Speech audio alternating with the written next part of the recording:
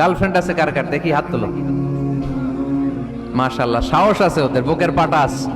হাত দাও বেটা। এই গার্লফ্রেন্ড বয়ফ্রেন্ডের সাথে আমাদের কোনো সম্পর্ক? আমরা বিয়ে করব। কি করব? বিয়ে করব। চেয়ারম্যান সাহেব, বিয়ে করাই দিন এগুলোরে, আপনার দায়িত্বে দিয়ে গেলাম। এই গার্লফ্রেন্ড বয়ফ্রেন্ড এগুলো ইসলামের কালচার নয়। বিয়ের চেয়ে ভালো কাজ পৃথিবীতে হতে পারে? বিয়ে করতে গেলে বাপে বলে আগে নিজের পায়ে দাঁড়া। তো এতদিন ও কার পায়ে দাঁড়াইছে? ছেলে মেয়েদেরকে সাহস দেন, ছেলেও পড়বে। ওই যে একজন চিল্লান দিয়ে উঠছে, ওর কমন পড়ছে, কমন পড়ছে। মাশাআল্লাহ।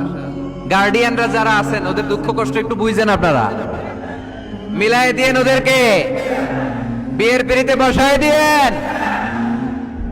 বিয়েতে কল্যাণ, বিয়েতে বরকত। বিয়ের মতো ভালো কাজ হতে পারে না। সব নবীরা বিয়ে করেছেন। আর নিকাহ মিন সুন্নতি, বিয়ে আমার সুন্নাত। ফামান রাগিবা আন সুন্নতি ফালাইসা মিন্নি, যে আমার সুন্নতকে ভালোবাসে না সে আমার উম্মত হতে পারে না। বিয়েটাকে সহজ করে দেন। যেই সমাজে বিয়ে সহজ ওই সমাজে জিনা কঠিন, তাই না?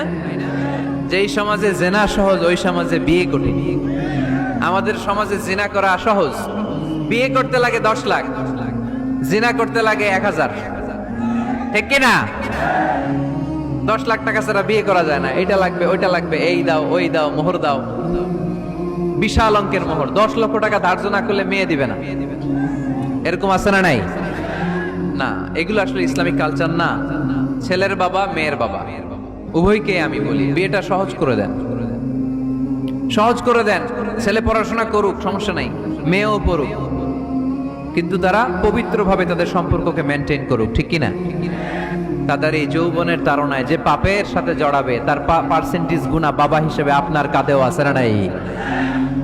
এজন্য বাবারা সাবধান, মায়েরা সাবধান, বিয়েটাকে সহজ করেন। এই এলাকার যুব সংঘ যারা আছো, তোমরা একটা ক্যাম্পেইন করবা এই মাহফিলের পরে, টাইমলি ম্যারেজ ক্যাম্পেইন। সময় মতো বিয়ে দিতে হবে, দেরি করা যাবে।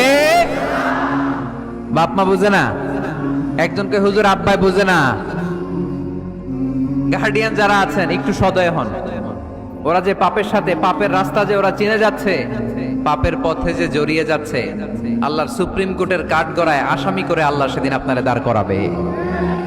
ওয়াল্লাযীনা হুম লিফুরুজিহিম হাফিযুন, দে গার্ড देयर প্রাইভেটস।